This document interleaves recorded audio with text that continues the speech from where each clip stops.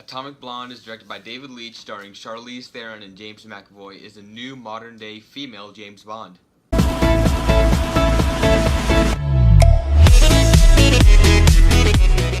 So I went to go see Atomic Blonde today, and I expected... no. It wasn't as good as I thought it'd be. I expected more from it. Like, there are tons of problems with it, but I think there's only like one thing that actually is worth seeing. So we start off with, you know, her after Berlin. She goes in to talk about her journey in Berlin. Otis. Oh my goodness, he's so cute. Look at him. Look at the camera, Otis. Good boy. She is telling her whole story of Berlin from, you know, she's going in to a police thing. You have a two-way mirror here. She's talking on tape about her experience in Berlin. It starts off, you know, with her going to Berlin, and first thing I notice is the titles. You know, the name of the movie, the actors, where they are, London, Berlin, was all spray paint. Like, they spray painted it on. It was like a template, and you spray paint it, there it is. I'm like, ooh, that's cool. And they did it again. I'm like, oh, okay. And again. And again.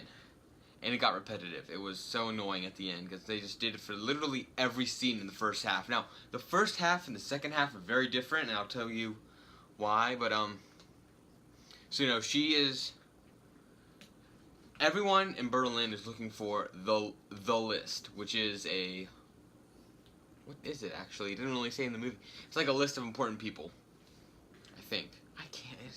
it wasn't that good. So, she teams up with their head, played by James McAvoy, who, I'm just going to say right here, he did an amazing job at it. He was the best character in the film.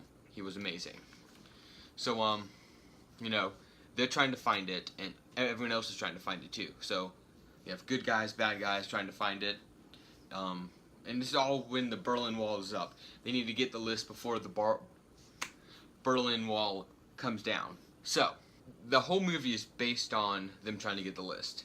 That's what the whole movie is about, is the list. So, you know, they go out on it, and the action scenes. That's the best part of the whole movie. Action, action, action. So, you know, but during the action scenes, the score. You have the song playing in the background, and then as soon as someone gets hit, the music just blows up, and it's so loud, just like, ah! It wasn't that, it was very poorly done. I mean, the director, David Leitch, should not have done that, because it just wasn't that exciting. Like, you know, the music came up, and it's very loud. The music is very loud, and you're just like, why? You have to, like, turn it all the way down, and you turn it all the way up if you watch it at home when it comes out. Oh, well. But, yeah, but the action scenes are amazing, you know. You have her waiting behind the door, guy watching, boom, shot, and it's just an awesome action scene. And it doesn't show her, you know, beating everyone. It shows her getting beat up, and then she, you know, it's like a good action scene.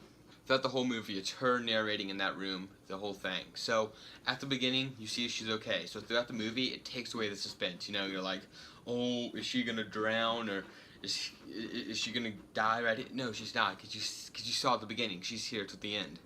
So, it takes away suspense. So, we're going through, and they're trying to find the list, you know. Stupid list. And they get through, and then, quick side note, in every movie nowadays, they have a reference to the Hoff, David Hasselhoff. Sharknado 4, Baywatch, well, I mean, he was the original Mitch Buchanan, so I could understand that one. But in Guardians of the Galaxy, and now in this one, they say, oh, yeah, David Hasselhoff's over there, that's why everyone's here. What is the obsession with David Hasselhoff this millennia? What are you doing, Otis? Anyway, so she ends up getting pictures of James McAvoy actually doing bad stuff, so she gives them to Lorraine. I think that's her name, right? Yeah, Lorraine. She ends up killing James McAvoy and gets the list. And he was the head of the organization that she works for. She's now pointing to the head. and she does one final action scene, which is amazing, and that's how the movie ends. Now, I said I was going to tell you about, beginning half and second half. Beginning half, they had those, spray paint screens every single scene. They had the score every single fight scene. The second half, it was like one big thing, like one song and one spray. They kind of like were like, oh, that's a good idea. Let's do it everywhere. So they do the whole editing for the first scene. Like, wow, this is tiny. Let's not do it as much as the second one. So there's a big difference between them both, and it's kind of slacked off at the second one. What else? The end song was hilarious. It was under pressure.